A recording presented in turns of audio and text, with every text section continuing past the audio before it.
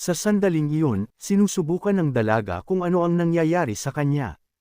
Siya ay nasa hindi matiis na sakit sa lugar ng dantian, kahit na halos hindi siya gumamit ng anumang enerhiya. Sa sandaling iyon, nagsimulang makatanggap ang kanyang mahika mula kay Zuo na papalapit sa kanya, hinawakan ang kanyang baba, naunawaan ng dalaga na hindi niya kayang labanan ang kanyang kalaban. Sa susunod na sandali, sinabi na ang batang babae na ito, iniulat niya na ang binata ay maaari lamang managinip tungkol dito. Kung tutuusin, mas gugustuhin pa niyang mamatay kaysa magpasakop sa kanya, na tinatawag siyang scoundrel. Ngunit sinabi ng lalaki na hindi siya ang magpasya, dahil hiniling niya sa kanya na panuurin kung paano disgrasya ng kanyang mga kapatid ang kanilang sarili sa laban na ito. Sa sumunod na sandali, tanging ang ating bida lang ang nakita kung nakaupo sa ibabaw ng kanyang mga kasama. Pinagmasdan ng mabuti ng binata ang kanyang kalaban, sinabing maaari siyang magpatuloy. Masyado siyang nadala, ayaw siyang gambulin ng binata.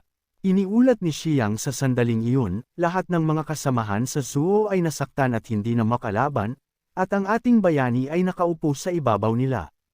Hindi makapaniwala si Toga Juo na natalo ang mga lalaki. Sinabi ng binata na may dalawang pagmumura ang lumabas sa kanyang bibig, at nagmamadali siya kaya hindi niya napigilan. At sa sandaling iyon, akala ng mga babae na si Ate Jiang, ayos lang sila. Salamat sa lalaking ito. Pinabagsak niya ang lahat ng lalaki sa isang suntok.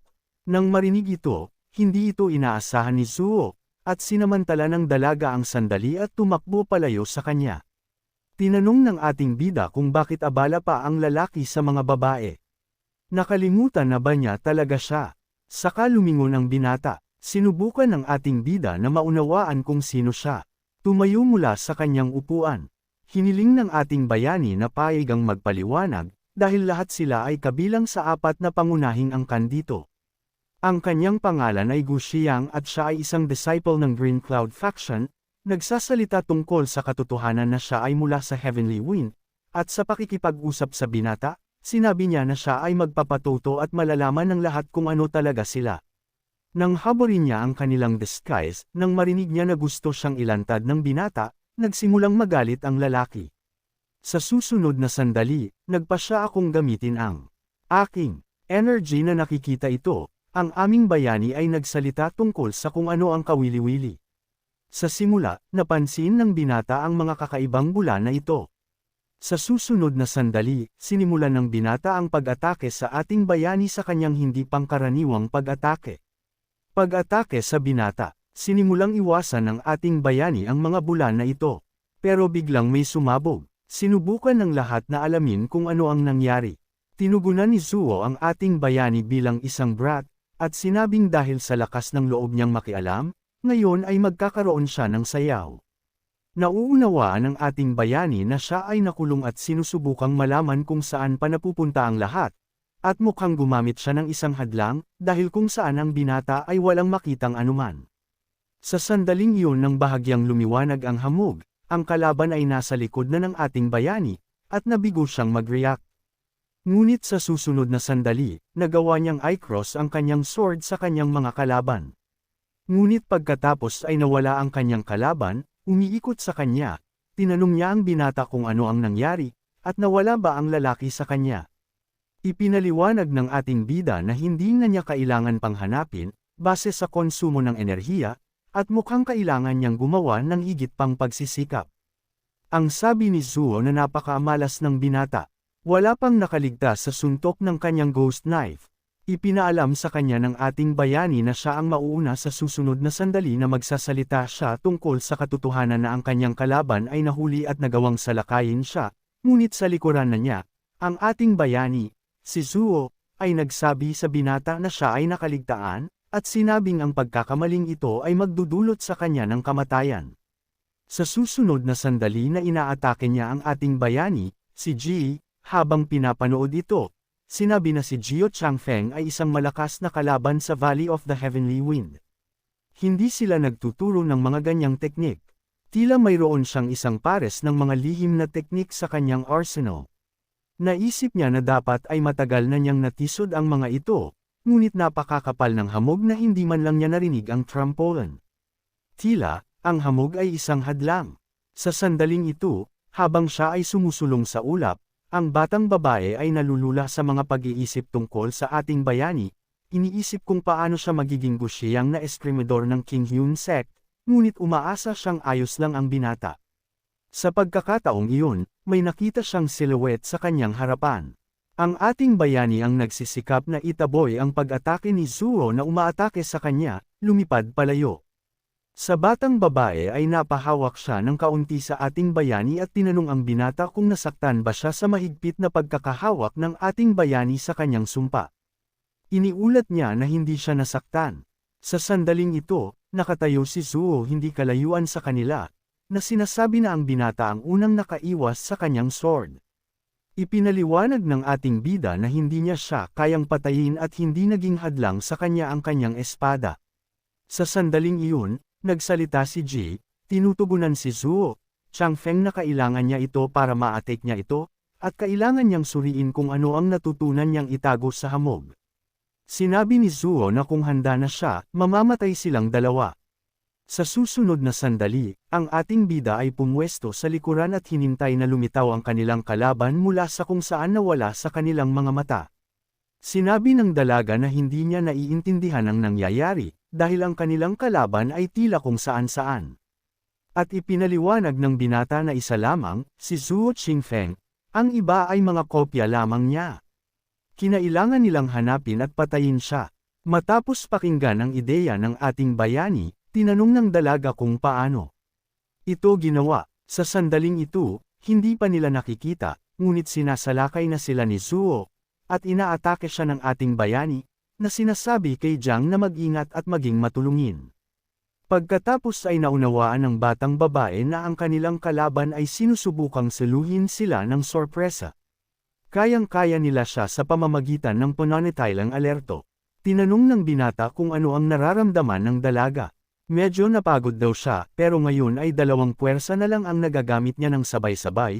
Ipinaliwanag ng ating bida na kayang ipagtanggol ng dalaga ang sarili at tatapusin na niya ang mga larong ito. Pagkatapos ay nakatayong nagtatanggol, tinanong niya kung ano ang naisip ng ating bayani. Sa pagkakataong iyon, napansin ng binata na muli silang inaatake ni Jewel. Ipinaliwanag ng binata na naisip niya na sa pamamagitan ng sword technique na kamakailan niyang pinag-aralan ay maitaboy niya ang kanyang mga shadow clone. Sa susunod na sandali ay nagawa niyang atakihin ang isa sa kanila, gamit ang kanyang bagong teknik na lahat ng kanyang mga clone ay nakikita na ngayon, lahat ay nasusunog, at sinabi ng batang babae na ngayon ay nakita na niya ang kanyang mga clone. Gumamit ng lightsaber technique ang binata. Sa susunod na sandali, ang mga clone na lumilipad patungo sa ating mga bayani ay kinailangang salakayin nila. Lumipad ang mga clones hanggang sa apoy na ginagawa ng ating bayani. Sa susunod na sandali, huminto sila malapit sa apoy na ito at pagkatapos ay nawala kaagad dito. Sinabihan ng ating bida na huminahon na ang dalawa. Sa susunod na sandali, ang lalaki ay tinamaan sa kanyang apoy at siya ay lumipad diretso sa dingding, ganap na hindi handa para sa gayong pagkatalo. TST, nanunood, nagulat ang binata sa kung anong malakas na teknik ang meron ang ating bida. Sa sandaling ito, si Gu Xiang ay naglalakad patungo sa kanyang kalaban, na nakaupo malapit sa isang bato. Ganap na nasugatan, ginamit ang kanyang kapangyarihan upang kunin ang kanyang kaluluwa. Sinipsip ito mula mismo sa lalaking nasugatan ay hindi na makagalaw, tinawag siya sa kanya. Akala ng ating bida ay tapos na ang taong ito. Hindi siya maaaring magpakita ng pabor, tulad ng ginawa niya kay Hu Shiren.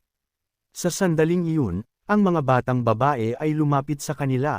Sinabi na sila ay nagpasalamat sa binata para sa kanyang tulong, salamat sa kanya.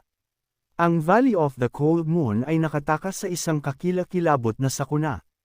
Hindi naintindihan ng ating bida ang kanilang pinag-uusapan, dahil sino ang nagsabi sa kanila kung ano ang gagawin niya para sa kanila. Pagkatapos ay hinawakan ng mga batang babae ang kanilang mga espada, nagtatanong kung ano ang iniisip ng binata. Pagkatapos ay tinanong ng ating bida kung hindi ba nila nakalimutan na papatayin nila siya at kukunin ang kanyang kayamanan. Sinabi ng isa sa mga kapatid na babae na hindi lamang nila nais na takutin siya at hilingin sa kanya na huwag itong personal. Sa sandaling iyon nang aalis na ang ating bida, sinubukan nilang pigilan, at tinanong ng binata kung talagang sinusubukan nila. Para pag nakawan ulit siya, kung sino sa kanila ang nagsabing hindi niya naintindihan, dahil tatanungin lang niya ang kapatid niya kung ano ang susunod niyang gagawin. Ang ating bayani, na nakatingin sa kanyang pekeng ngiti, ay sinubukang unawain kung bakit kailangan niyang sabihin sa kanila sa sandaling ito, lumingon sa batang Master Gu at hiniling sa kanya na hayaan siyang magpaliwanag, dahil sila ay patungo sa imperial na lungsod upang makibahagi sa mga Zanggos, paligsahan. Minsan bawat 10 taon, iniimbitahan ng royal family ng Great Yuan Dynasty ang mga estudyante mula sa lahat ng sects na labanan ang martial arts. Ang lahat ng mga kalahok ay sineseryoso ang kompetisyon. Ang Great Historical Event na ito ay isang okasyon para ipakita ng royal family ang kapangyarihan ng kanilang bansa sa buong mundo. At sa pagtatapos ng paaralan, lahat ng mga mag-aaral ay naghihintay ng mahusay na gantimpala. Ipinaliwanag ang lahat ng ito, ang isa sa mga batang babae ay bumaling sa aming bayani. Nagtanong, dahil ang aming bayani ay sasali rin sa kompetisyong ito. Pagkarinig nito, sinabi ng binata na, sa katunayan, wala ito sa kanyang mga plano. Busy siya sa training at nagkataong nandito siya. Ang isa sa mga kapatid na babae, na nakangiti sa binata, ay nagsabi na walang mali sa kanya, kung ang binata ay hindi pa alam, na tinatawag siyang isang batang bayani, na tinatawag siyang kapatid na Gu, na nakikipag-usap sa mga batang babae. Ang binata ay nagtanong kung wala silang pakialam kung ngayon lang siya sumali sa tournament na ito, halos hindi kilala mo sila. Sabi ng ating bida, pagkaraan ng ilang sandali ay nag-isip, tumingin sa mga estranghero, pagkatapos ay tinanong ng isa sa mga batang babae kung ito ba talaga, dahil sa labanan, syempre, mas kilala nila ang isa't isa, ngunit sila ay higit pa sa mga estranghero, dahil iniligtas niya sila. Iniulat ni Gia na kung may iba pang gagawin si Brother Gu, hindi nila iginiit, ngunit posibleng ipagpatuloy ang pag-uusap sa ibang lugar. Ang mga disipulo ng Heavenly Wind Valley ay maaaring pumunta rito anumang oras. Pagkatapos ay nagulat ang aming bayani na maaari silang umalis habang pinapanood ang lalaki na nakaupo malapit sa dingding. Nagsimula nang umalis ang mga babae, at ang ating bida ay hindi na tumitingin sa binatang ito. Pagkatapos ay tinanong nila kung bakit siya nakatayo at kailangang magmadali. Sa susunod na sandali, pagkatapos maghintay ng kaunti, nagpa siya ang ating bayani na kailangan din niyang sumama sa mga babaeng ito at sumunod sa likuran nila. Noong nasa kabisera ng Great Yuan Empire, naglakad ang binata kasama ang kanyang mga bagong kakilala. Ipinaliwanag ng sister na ito ay isang imperial na lungsod. Mas marami ang tao dito kaysa sa Kindian sect. Ngunit makapaniwala ang binata na sa gabi ay walang crowd. Iniulat ni G na napakakaunting oras bago ang kompetisyon, ngunit gusto niyang makita ang pinakamahusay na mga manlalaro sa lahat. G. Speaking of Kuya Gu, makikilala niya ba siya? Lumingalinga ang ating bida at sinabing wala pa siyang alam, pero naisip niyang hindi palalampasan ni Kuya Zia ang kaganapang ito, pero hanggang ngayon ay hindi pa niya ito nakikita. Pagkatapos ay sinabi ng kapatid na babae, na nakikipag-usap sa ating bayani, na tila sila ay may isang mahusay na oras. Nakatingin ng mabuti ang binata ng mga sandaling iyon para makita kung sino ang hinahanap niya. Ngunit pagkatapos ay nakita niya ang mga lalaki na naglalakad sa gitna ng plaza, at lahat ay nakatingin sa kanila ng mabuti. Si Jiang Lan iyon, ang pinuno ng Heavenly Wind Valley, at hindi naiintindihan ng lahat kung ano ang nangyayari at bakit. Tuwang-tuwa ang lahat sa sandaling iyon, sinalubong sila ni Jia Xuan. Si Jiang, na humarap kay Ji ay nagulat na sinasabi nila na ang mga disipulo ng haba ng Cold Moon ay malamang na narito na. Ipinaliwanag ng dalaga na kara-rating lang niya at nakaalis sila ng ilang araw ng mas maaga kaysa karaniwan mula sa lambak patungo sa kabisera. Ay hindi isang malapit na paraan. Iniulat niya na sinabi ng lalaki na ito ay isang magandang bagay na humihingi ng tawad, at humiling na patawarin siya, na tinutugunan si MSG, na sinasabing umaasa siyang makita sa kompetisyon, na nakikipag-usap kay Kuya Jiang. Paliwanag ng dalaga, napakabait niya.